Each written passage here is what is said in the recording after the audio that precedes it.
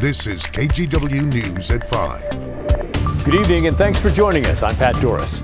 You've probably driven past Bradford Island near Bonneville Dam in the gorge many times. It's one of the islands that form the structure around the dam there.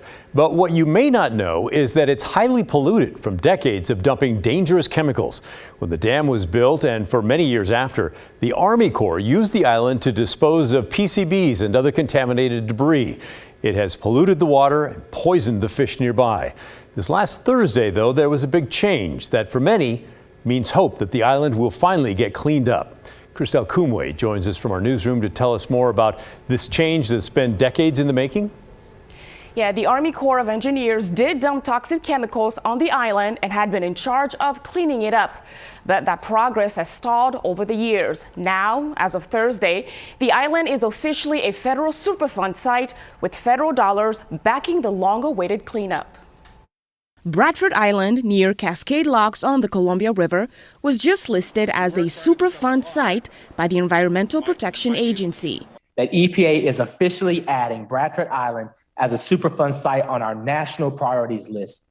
The Superfund status means more federal funds will go to clean up the pollution dumped at the site. It's a day filled with hope for communities along the Columbia River who've suffered for far too long. The U.S. Army Corps of Engineers used the island as a landfill for 40 years and was supposed to clean it up. PCBs and toxic metals are found in the island's soils, groundwater, and in river sediment. PCBs are human-made chemicals that may cause cancer.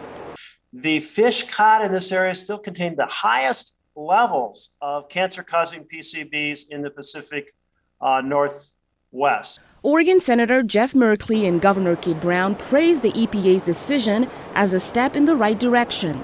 Music to my ears. Let's dive in, let's get the plan, and let's get it done. Oregon, along with the Yakama Nation and the state of Washington, have worked for over 20 years to see some forward progress in addressing this injustice. The Yakama Nation and other tribes in the region hunt and fish in the area. That our way of life is being degraded due to the poisoning of our environment and our foods. The Corps will still be responsible for the cleanup process, but the EPA will now oversee it with a legally enforceable agreement. A move Yakama Nation Tribal Councilman Lewis and others hope leads to a better outcome for Bradford Island. For the Yakama Nation, our goal is simple: clean, healthy fish that is safe to eat. The next step is for the EPA to assess contamination in the area and set the cleanup timeline. The agency will also work with the Corps to create a formal and binding agreement. Pat. Thanks, Christelle. Christelle Kumwe reporting from our newsroom. Portland police are asking for your help to catch the driver involved in a deadly hit-and-run crash that happened late last night. Officers were called to Northeast Vancouver Way and Gertz Road around 8:51 last night. When they arrived, they found a man using a motorized wheelchair had died. Detectives believe the victim's wheelchair slipped off of the sidewalk, causing him to fall into the path of a passing semi-truck. The driver did not stop. It's unknown if the driver even knew what happened. Anyone with more information is asked to contact Portland Police. Police in Milwaukee made a big bust this week, taking down an alleged human trafficker and others accused of soliciting prostitution. On Wednesday, the Milwaukee Police Department ran a sting operation to find potential victims of human trafficking.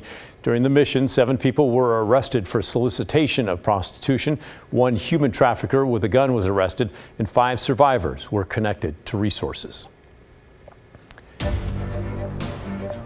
Russia continues its heavy shelling of Ukraine as the Russian Defense Ministry says it used a hypersonic missile to strike a munitions warehouse in eastern Ukraine. This comes as UK Prime Minister Boris Johnson calls the invasion of Ukraine a turning point for the world. And it's a moment of choice. It's a choice between freedom and oppression.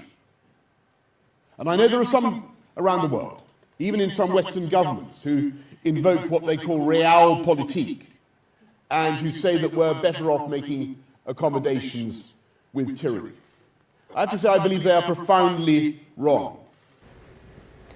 Meanwhile, Ukraine accused Russia and forces of blocking humanitarian aid into cities where tens of thousands of people remain trapped. The humanitarian crisis continues to grow as NATO defenses reinforce eastern Ukraine.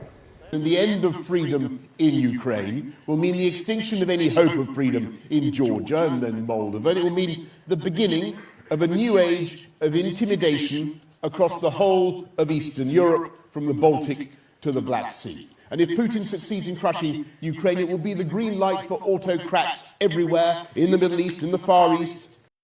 Johnson also told the crowd it would be a mistake to normalize relations with Russian President Vladimir Putin after Russia's invasion of Ukraine. Back here at home, a Beaverton couple is doing everything they can to save their 2-year-old son from an ultra-rare genetic disorder.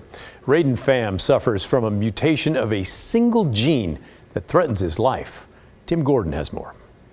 It was pure joy for Linda and Tommy Pham to bring a baby boy into the world in February of 2020. Their second child, they named him Raiden.